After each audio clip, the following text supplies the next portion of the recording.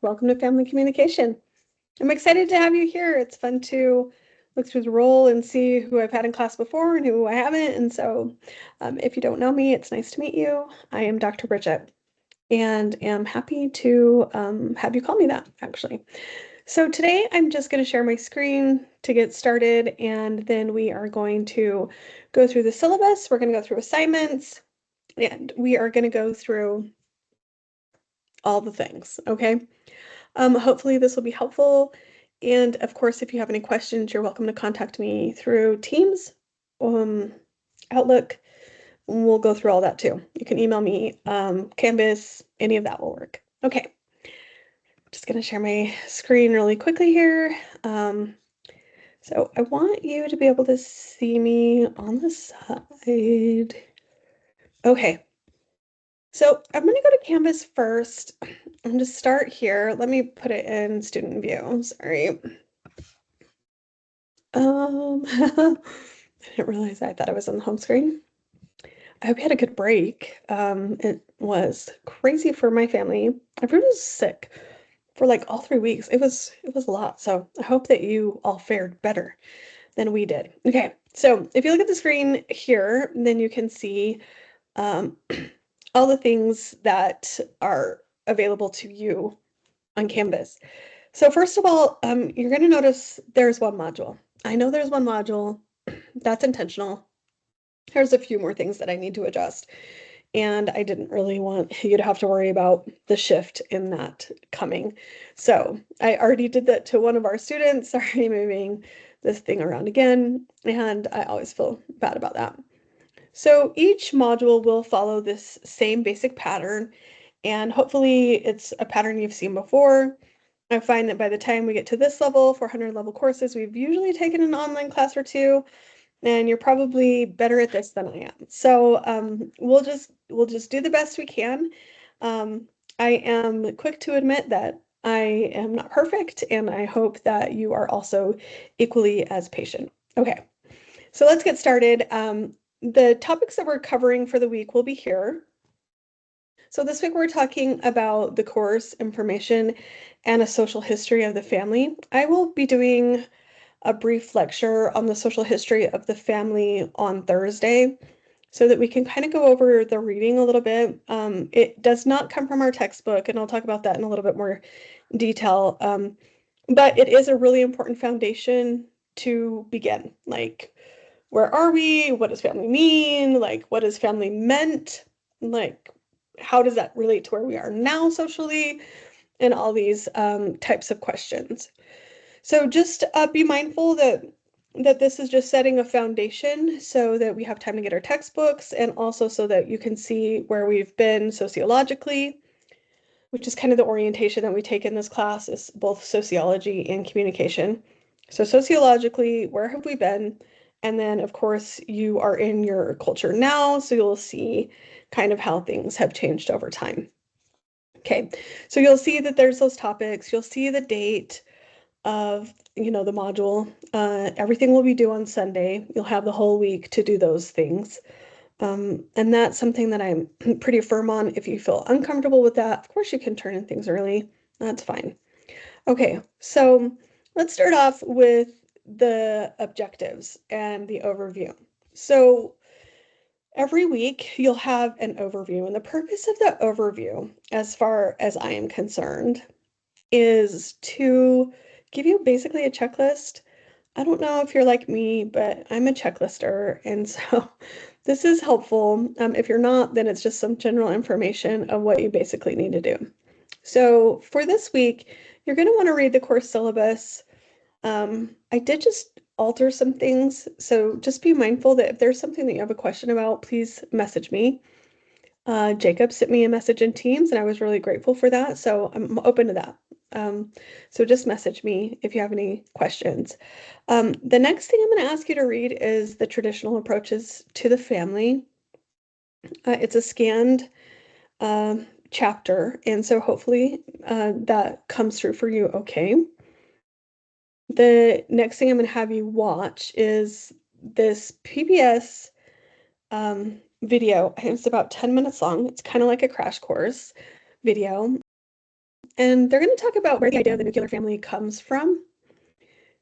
You'll find that it is a very Western European concept, and hopefully that kind of piques your interest and doesn't leave you feeling disgusted.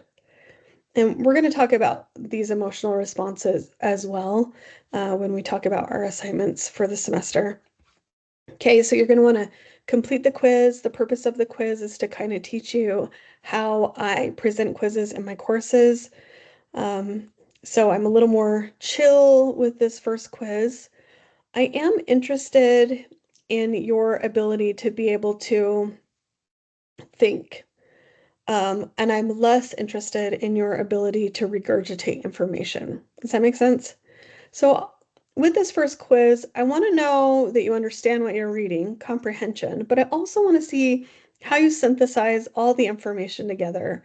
Like, can you answer the question if it's applicable by using both the PBS documentary, the reading, and your own experience, or do you feel like you have to? Do you feel pressure to like regurgitate back to me what I've already said? Now, I'm not one of those professors who likes that.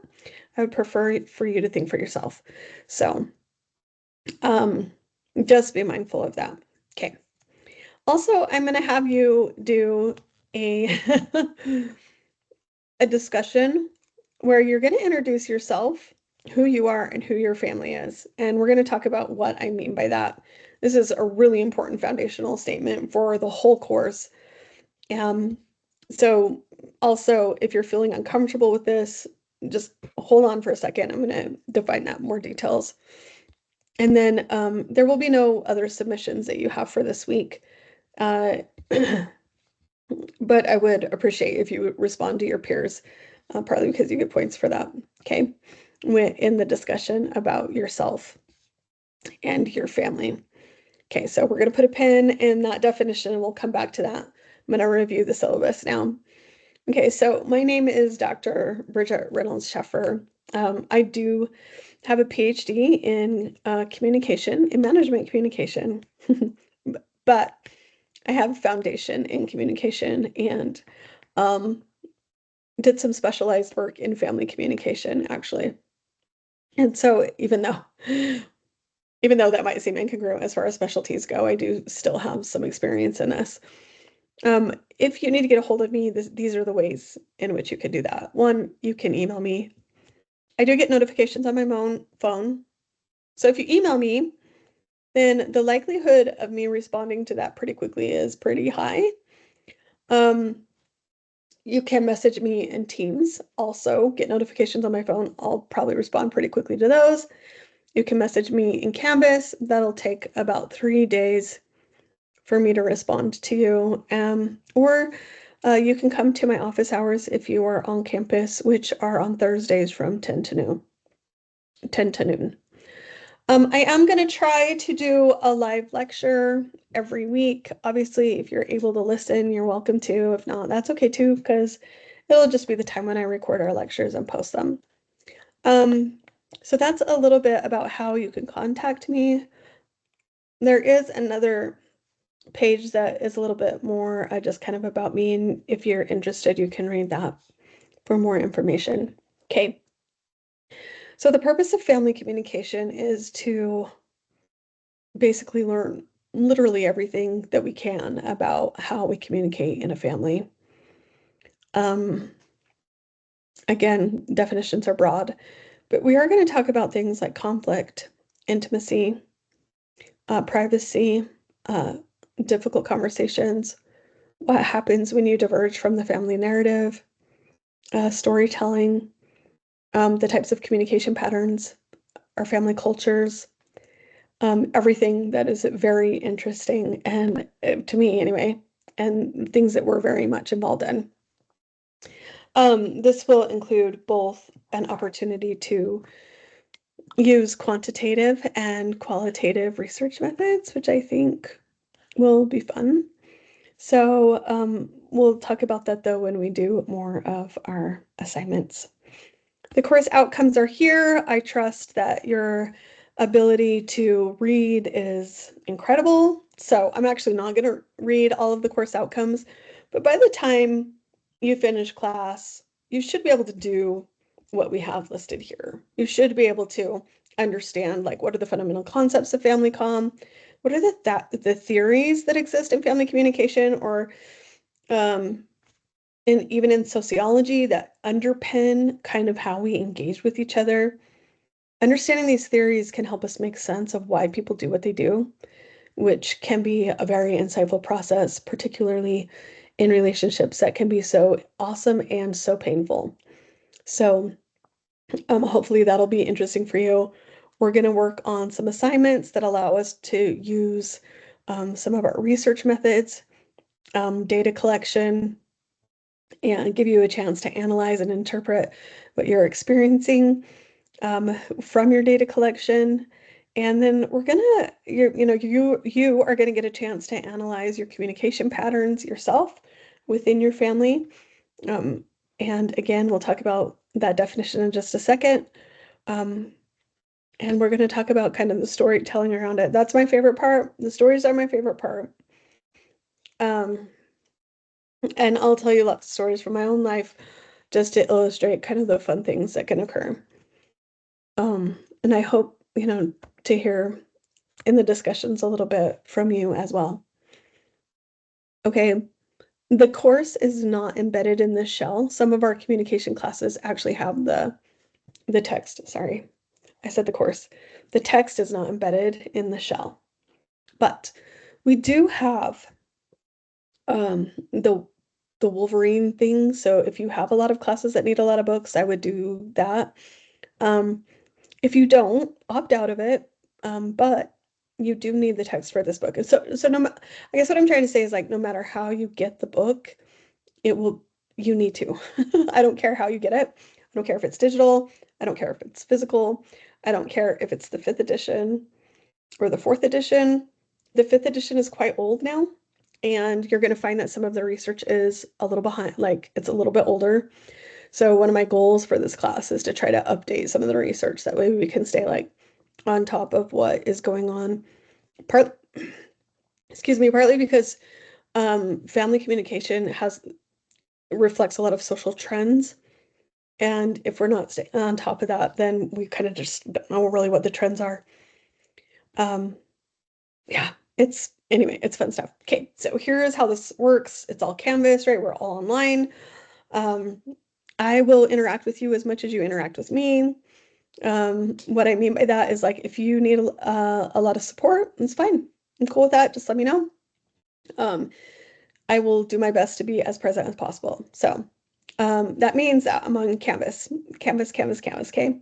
Monday, Wednesday, and Friday, I am on campus and I am teaching classes um, almost nonstop most of the day.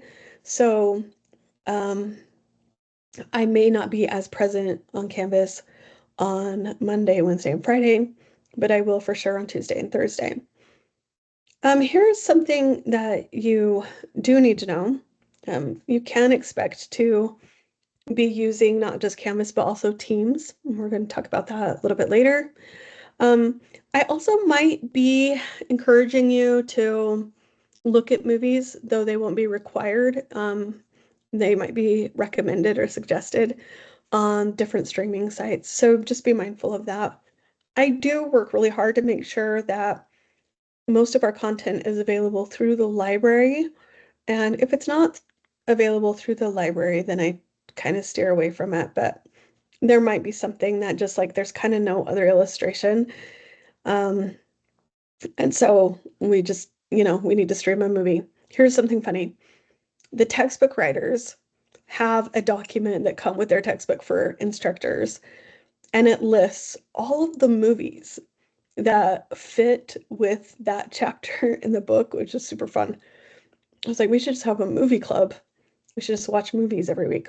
Oh, that seems so tempting. Anyway, let me know what you think about that. Like, it'll be interesting to see, like, if you respond to whether or not you think that would be fun, or if you feel like it would just be one more thing to kind of, like, add onto your plate that we don't need to add. Okay. I want to make sure that this is a supportive place to learn. Family like I said, can be a really awesome topic and it can be an extremely painful topic. And so we need to be mindful that all of our class, everybody's going to come from different situations. And we just want you to be brave and kind, brave to um, be engaged in the class, but kind because and respectful because your classmates may or may not have the same kind of experience that you've had. And so we just want to be kind around that. Engagement in this class is critical. Like, I do have a lot of behind the scenes analytics where I kind of track and see how much you're engaging in class. And so I generate reports that let me know like how you're doing. And yeah, so I do try to watch, and just so you're aware, like I'm pretty aware of how much you're also engaging in Canvas. Um, just so you know, I am of the belief that this is not the only thing that you have going on. Yeah, especially if you're doing it online. Many people are very busy and they have many responsibilities. And so I don't assume that you're going to be online all the time. That's not what I'm trying to say. I'm just saying that you're consistently engaging in the course. The other thing is our due dates are firm. Like there's no late work. If you have an emergency, an extreme emergency, please contact me as soon as you can. I'm happy to work with people and help people, but I hate it when people step on my toes because of they're trying to take advantage of my generosity, and I'm not the nicest person in those situations. So I just want to give you a heads up on that. I will do the best I can to grade within a 48-hour period. Um, so I will try to, like, after the due date, so 48 hours after the due date, and I'm going to say 48-hour business hours after the due date, so 2 business days after, hope your stuff shall be graded. If it's not graded, and then that's on me. I'm not going to hold you accountable for anything that I do, and so therefore I'm a little more kind about things I get to a little bit later than I should. Okay. Um,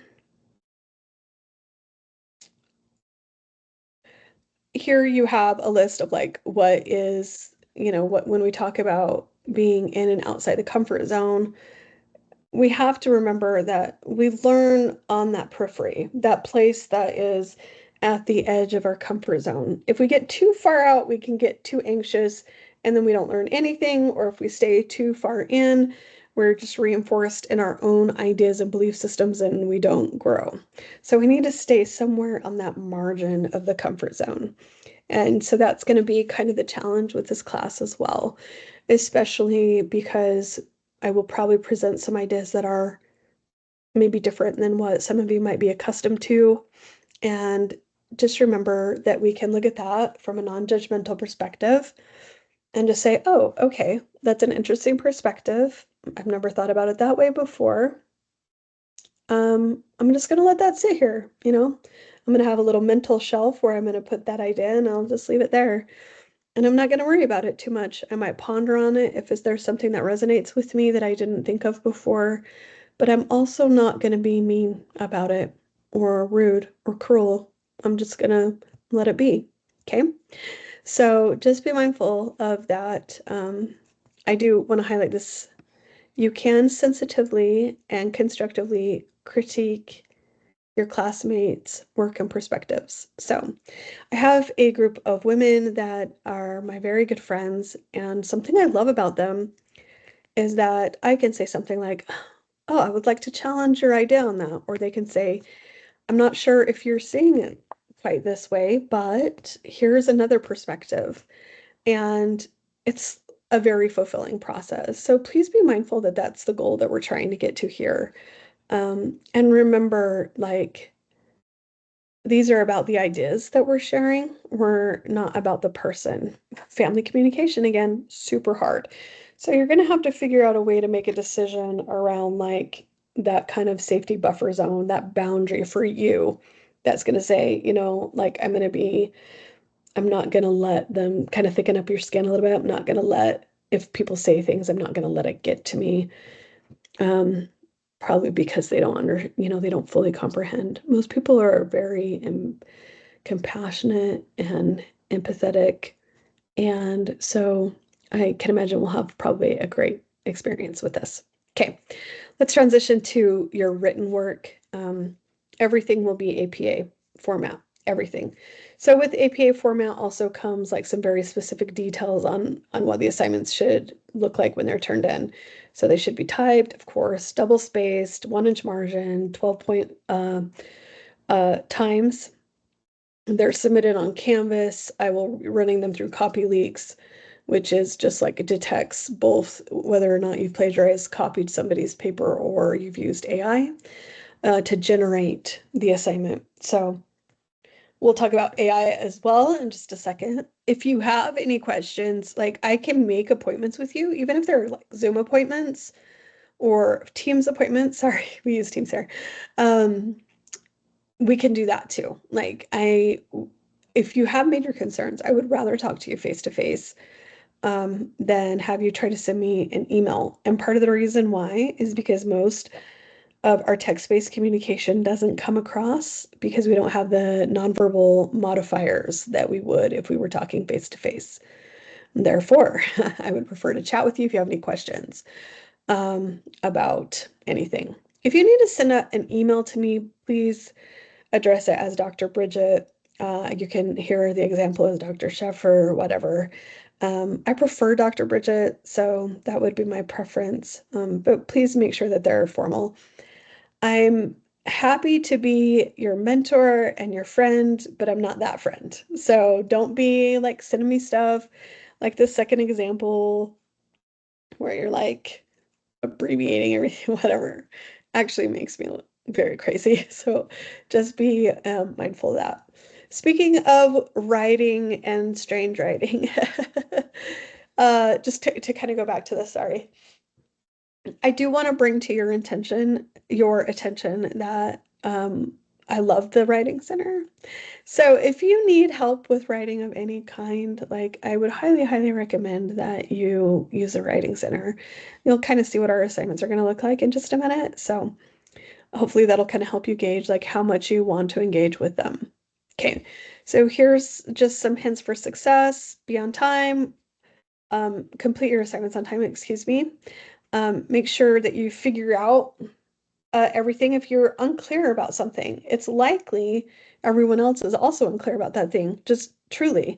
So that means that I haven't done my job very well. That means I want you to ask questions. I want you to send me messages. I want you to email me and let me know, like, this is unclear. I don't understand. I want to be able to execute this assignment in the way that is required, but I don't really understand all the requirements. That's okay. I'm not offended. Okay.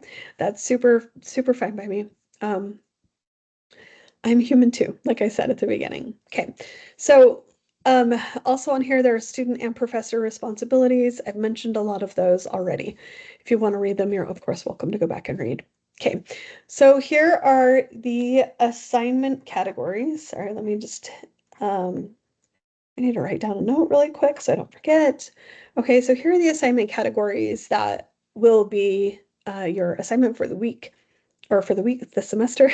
They're weekly and semester long assignments. Okay, so we have reading quizzes. Again, you're really going to need that textbook. Yeah, you just are. So from the textbook, I'll be doing reading quizzes. We're also going to have like a weekly discussion, like we have one this week. These discussions are going to be about the content, and in these discussions, I expect an upper division level writing, which means that they better be well written and they also better be cited.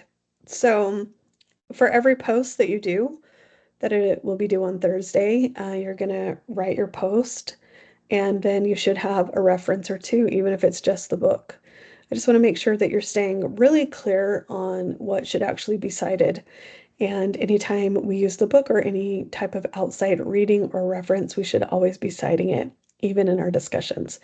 So I'm going to invite you this semester and in this class to do your post and then do just quick reference, not quick references, but some APA references that reflect back on what you've written, okay? We're also going to do applied activities. So I'm going to just give you some like fun assignments for you to try from the topics that we're talking about. and then you're just basically going to write me a one-page report of how it went. Um, and we might even just do a half page, like 250 words of like how it went for this assignment, because I want you to come away with skills as much as theory. So we're going to be working on both. So that's the purpose of the applied activities. Okay. I'm also going to have you do some projects. So the Genogram project, I have my students do in my interpersonal communication class. Where if you took interpersonal for me, I haven't looked at everybody who's registered, but we did do it in that class. It's fun. We're going to take this one and we're going to do it on steroids. Um, it's a very, very interesting process. Again, let's put a pin in when I say family definition, because I'm gonna come back to that. I'm gonna have you do an interview report. Again, I'm gonna go into great detail about these. And then for your final, you're gonna do a reflective essay. Like, what did you learn? Like, what skills did you improve for for yourself in your own interpersonal communication? What theories did you learn that help you like be able to navigate things differently than you did before? Were there things in class that were actually crap? Like, you felt like that was super unhelpful? Um, I'm fine with that actually. It's super helpful for me. Part of the reason I'm doing like these weekly live recordings is because of some feedback that I got from a student last semester. I was grateful for that. All right, so here's something else like, okay, so you do your assignments, you turn them in, I grade them, and you don't like the grade. Okay, here's the rule. We want to do a 24/7 rule, 24.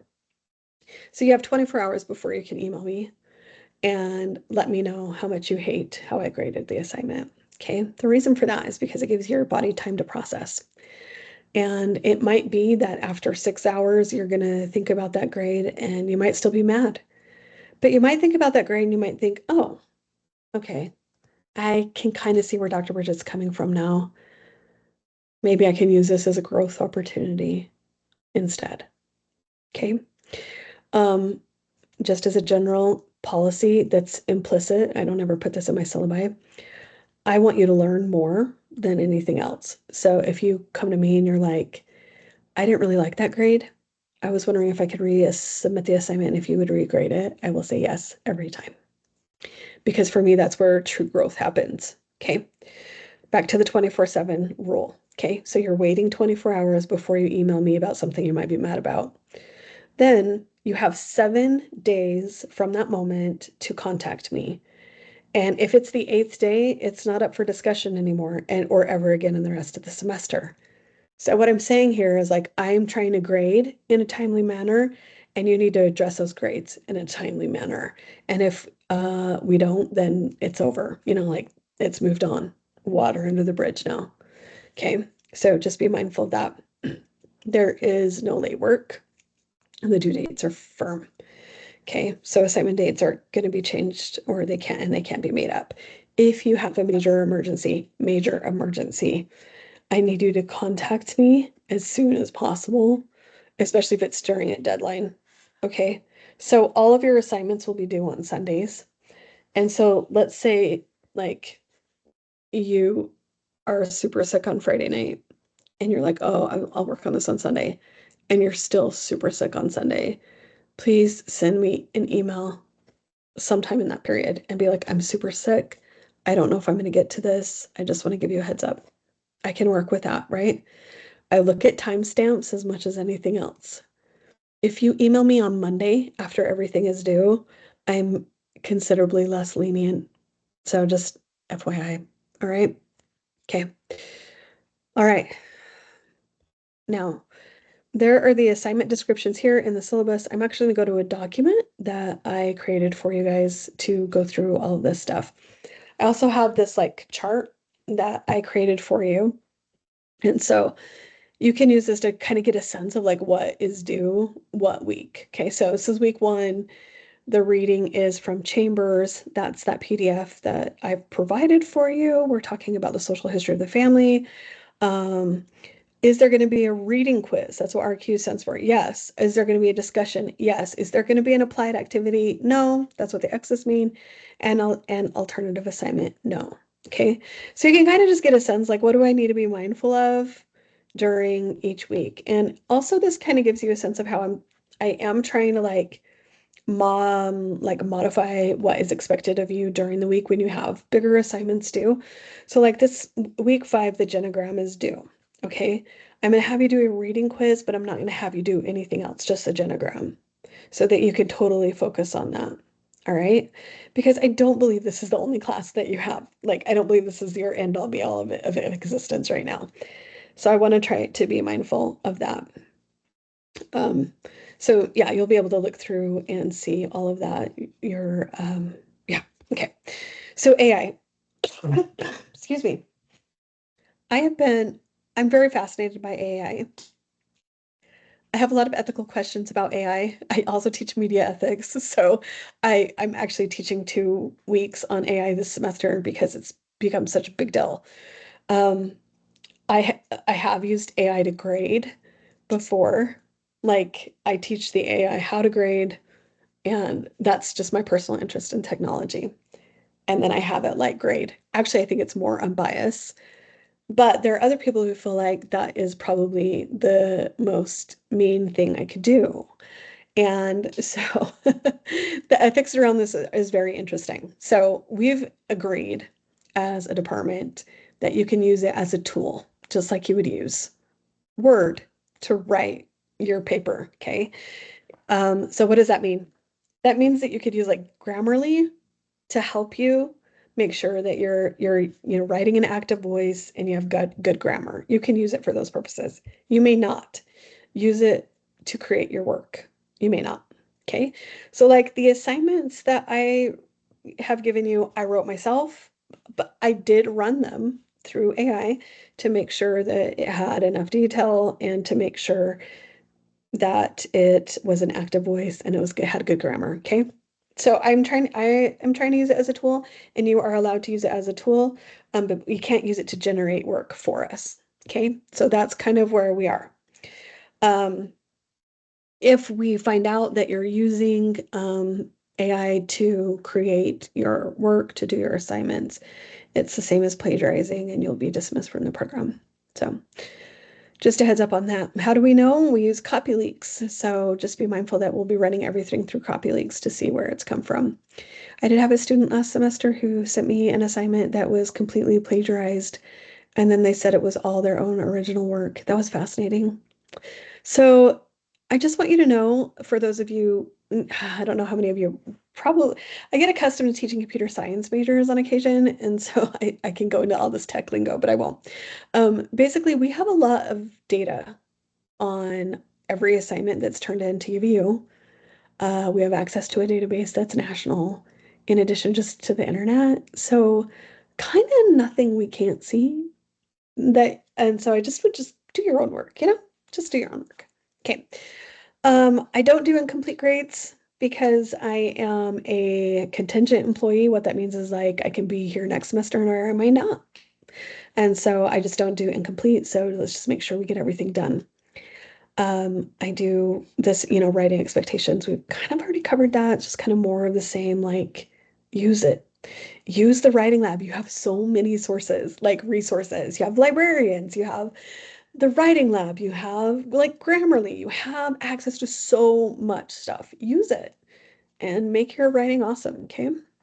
Um, Two things I want to bring to your attention that are super important to me, and that is I'm very sensitive to my students who are veterans and who come with accommodations. I want to make sure that you are successful as well. And so, like, please be mindful that uh, one of my jobs is to refer you guys to programs. So if I see like somebody is consistently turning things in like really late and they're just not doing very well in the class, I might refer you, or I will actually. There's no might. I will refer you to programs. And we have a system at UVU where I can literally have so many people reach out to you. And the reason I want to do that is because I want to make sure you're okay. I want to make sure that you have the support that you need. Maybe you have an undiagnosed learning disability. Like, we want to know that because we want you to be successful. We want to help you get through this process. And a lot of my hands are tied until I have an accommodation letter. I am pretty nice, but I still need that, and so do you, especially for your other professors, okay? All right. So the other thing that we want to remind you of, even though this is an online class, is that there are campus police who are available to help make sure that you're safe. So if you are or are not on campus or you need support in any way as far as safety goes, their phone number is there. We want to make sure that you always have access to them. Okay, so that's the whole of, I mean, I didn't read you every word. You're literate. I'll let you go and read every word if you would like to. Okay, so this is the instructor information. This is kind of if you want to learn more about me and some of the things that I have done. Um, I, in this class, I think you might find this interesting. Um, I have done this education that I wanted to do, and I did have some primary goals, but I also always wanted to be a mom, like my role as a mother in the family first. And so I haven't done some of the other things that you would see your other full-time professors with PhDs do, because my interest was taking care of my children first. So anyway, so that should be interesting for you, and you'll hear lots of crazy stories as we kind of go through the semester. All right. So the next thing is this document. This is the weekly assignments document that I want to go over in much more detail. It's at this moment that I want to really define family for you. So when I say, okay, here are the other assignments that you need to do, you have a sense of what I mean by that. Okay. I'm just going through in the background, I'm going through really quickly the different assignments that are here in this module. Here's your reading quiz. Most of these are short answer. Again, I want to see how you synthesize information as much as how you understand the content.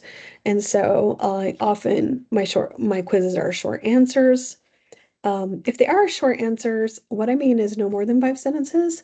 Some of you are very verbose, and that's okay, except for when I'm grading, it's a lot. So if you just keep it like 5 answers or less, I'm very minimal, I want precise and concise writing.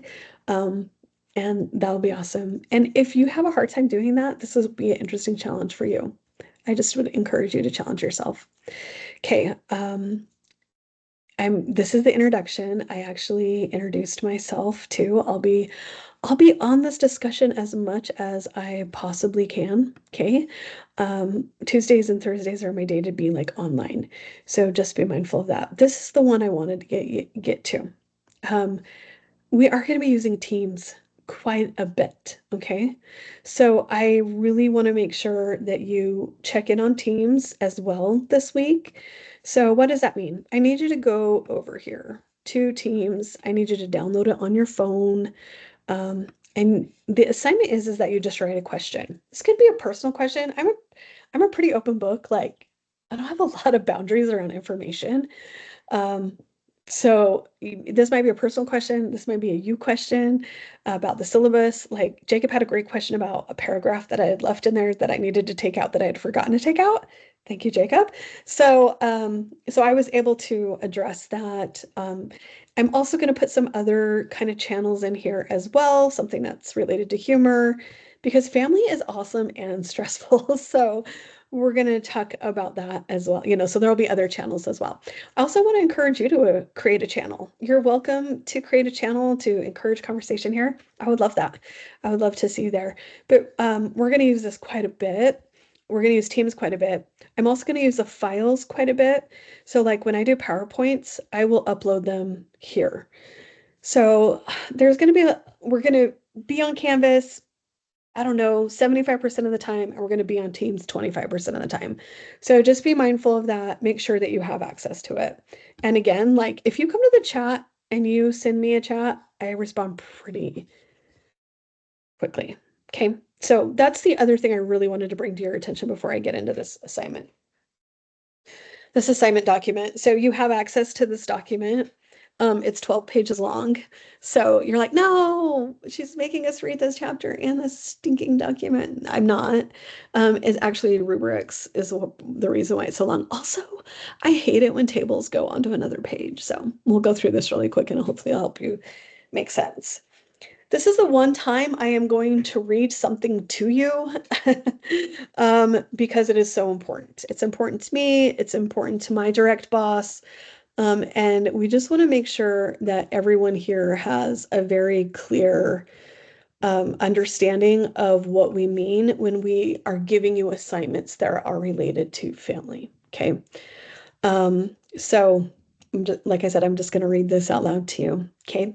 So in this document, you're going to find listed below the assignments for this course and all the details associated with them. But before we review these assignments, I want to define family for you. And we're going to do this in great, great detail next week. But I don't want anyone to be overly anxious about this experience. Okay. So I want to define it now, basically first. Okay. So as we read through these assignments, we need to consider that there are many different types of families. So when I use the word family throughout these assignments, I want you to think of it very broadly. All right. So for each of these assignments, you could use or you may use the biolegal definition in the particular area that we live in as very like politically conservative. The concept of nuclear family is the defined family, and that is the biolegal definition. But there are many types of families, many, many types. I think that's why you'll really find the PBS documentary or little video very interesting. Okay. There are many different types of families. So if you are an individual who has a lot of pain around your legal bio family, honestly, maybe you don't know who they are, or maybe you're estranged from them, or maybe they've hurt you so badly you will never talk to them again. Or, I mean, the list can go on and on and on. And frankly, sorry, I feel a little emotional around this. My own children have been in that place too. For details I will not go into, but I get it when or if you feel like the word family is not a fun word and is not interesting and it doesn't seem like something you want to do an assignment around. Okay. I get that. And I just want to make that very, very clear. Okay. I want you to know that there's a lot of other ways we can do these assignments. So you can use a fictional family. Let's say you have a book series you absolutely love. Okay, I'm just going to use Harry Potter as an example. And so you can use that family. You can use the Potter family as the family that you're going to use in all these assignments. That totally works. Okay. Let's say you love, I don't know. I'm thinking of a book series that I'm listening to right now that is kind of an unknown, like an unknown author, you know what I mean? Like, but it's a series of books and it's about a family. And so each book is about a different.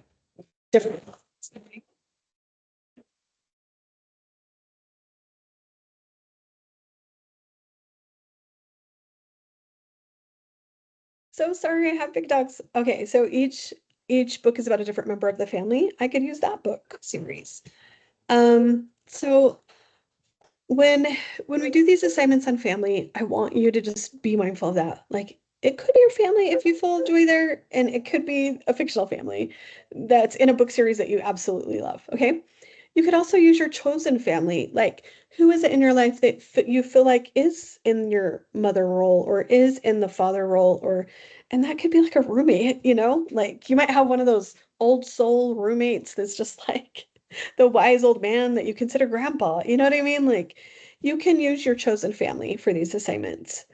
Um, you can literally use anyone that will help you complete this assignment. So I want to acknowledge this even further by quoting my colleague, Dr. Allen.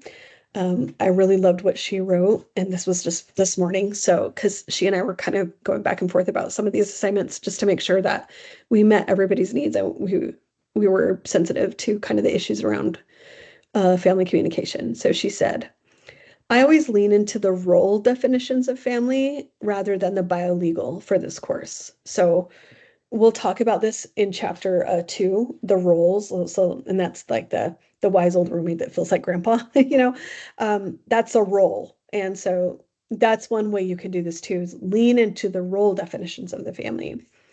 And she writes, because assuming biological and legal familial relationships can cause folks a lot of pain and distress. So, for example, some students may not have contact with their biological or legal family, which would be necessary to complete, like the genogram, which we're going to talk about in just a second, or the interview, which we'll talk about. In that case, I would suggest making an alternative apparent in the instructions for students who face that reality. Now, I'm just going to keep reading the document and then we'll talk about a little more. We acknowledge that family can cause stress, distress, and pain. And we also acknowledge that family can be a great source of belonging and for some people, a great source of joy. And so we want you to experience this class positively.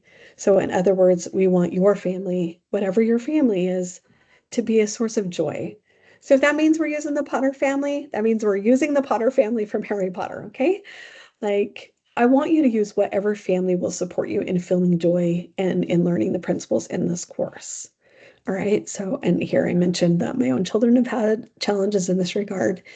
Um, but so they would probably use their chosen families as they do assignments. So for like my oldest son, his father figure is my dad, not necessarily his biological father. And so you can kind of see like that's a chosen family. Again, we'll get into these definitions in great detail next week. Okay, so if there is anything here that causes you distress, please, please, please, please, please contact me. And then we'll figure out a family that you can use, fictional or otherwise, because I absolutely want to help you and support you through this class in a way that will help you learn. That way you can move into the future and have a very positive experience and know the principles and the skills that are available in this class. Okay. You're going to have access to this whole document. So we're going on 50 minutes. I'm going to scan through this because these can get really long. So I just want you to be mindful of that. Okay. So we're going to have the discussions. So now that I've read that whole disclaimer at the beginning, if you come from a traditional nuclear family, you've got to be sensitive to everyone else. Okay. Because they may not. And that can cause a lot of pain. So let's just be mindful of that. Okay. So I'm gonna assign you documentaries, TED Talks, videos to watch. They're gonna be like media-based discussions. So you'll watch or be exposed to something, and then you're gonna kind of analyze it with the principles that we've just talking about in the chapters for that week. And then this is the rubric on how I'm gonna grade those. So you're going to post by Thursday, your original post. Remember, we're upper division, so we're using some references as well. So post references by Thursday night. And then your responses to your 2 peers by Sunday night. Now, here's the one thing that I must make explicit. If you see like the first person did their post and they already have 2 responses, scroll down. That way everyone is involved in getting responses on theirs. So I want to make sure everybody has their 2 responses, has at least 2 responses, because we should be able to do that, right? So if you see someone already has 2 responses, keep scrolling until you see someone who has 1 or 0, and then respond to them. Everybody does that, then everybody will get some feedback, okay, on their thoughts and ideas, okay? It says here late posts won't be permitted. Okay, if you submit something at 12:01, I'm not going to consider it late. If you submit it 24 hours later, then I will consider it late. Do you get what I'm saying? You have kind of a 24-hour period, okay? And then your the initial post is worth 9 points, and then the peer responses are worth 10 points, and then the peer responses are worth 5 points. So I will grade them all in one assignment, but just be mindful that I'm looking at the whole thing together. Okay, you're going to have reading quizzes. We've already talked about that. You'll have your weekly assignments. We've already talked about that. Here's the rubric so you can kind of see. I will give you some more examples in just a minute. Well, not just a minute, excuse me, next week of weekly assignments. Okay. And again, you're just going to write like a half-page report on what you did and what you learned from it. All right. So the genogram is an assignment that you're going to do in 3 parts. Okay. So you get graded for each part. And then you'll see their rubric. See, I don't like it when I have to, that's why this is 12 pages long. Each rubric had to have its own page. Um, everything should be in APA formatting. But a genogram is basically where we chart an entire family system and we chart how they communicate with each other and what their relationships are like together. And so if you choose to do like the Potter family, or I need another famous family, like that's fictional, like the Addams family. Oh my goodness, you could use the Croods. I mean, for real, like you. So if you feel, I would prefer if you're able to use your chosen family or your biological family, I prefer that. But if you really don't feel comfortable with any of that, then a fictional family is awesome. Okay. So you do the thing, you chart the whole thing. That's assignment 1. Assignment 2 is you're looking for patterns in that whole big chart. And then you're going to write an essay about it. And then part 3 is you're going to record a video, which all of us will see and comment on, where we can kind of learn about it. Okay. And then the rubrics are here so that you can see like, okay, what's going to be expected in each of these assignments. And then um, the next big project that you're going to have do is an interview project. And this is where you are going to conduct interviews with 3 generations of one family. Okay. Now, this is where using AI could be super duper duper duper fun. And the reason I say that is because if you're an individual who needs to use um, a fictional family, you can ask the AI from the voice of and the experience of this fictional character, and then give them the interview question and let it respond for you. Okay. So there are ways to have lots of fun with these assignments. Now, let's say you want to interview your mom and your grandpa, but grandpa just passed away. Um, then we need to find someone else. Okay, in that case. So just be mindful. We need to get all 3 generations, or we want to get 3 people from 3 generations. Um, you could, like, if there's a lot of ways around this. Okay, I'll brainstorm more. We're kind of getting long here, so I'll brainstorm more. Here's like kind of what this is going to look like once you write up. So this is another 3-part assignment. I just try to break them down into baby steps so they're a little easier to manage. And then you're going to, here's the huge rubric we're grading, and then you're going to do a reflective essay. This is your final, and this is, in so many ways, this is kind of just your opinion of what you learned, and it's very, very reflective. You're just kind of journaling, but professionally, professional journaling. Um, and then you'll see you've got a rubric here. Okay. And then here's another version of that chart that is on Canvas. All right, everyone, that's a lot. So I'm just gonna stop here. I've probably blown up your minds. Um, yeah, I will just be in touch. Please, I'll be watching Teams to see how you're going, and we'll do another video next week. Have a good one. I hope everything, I don't know, I hope you stick around.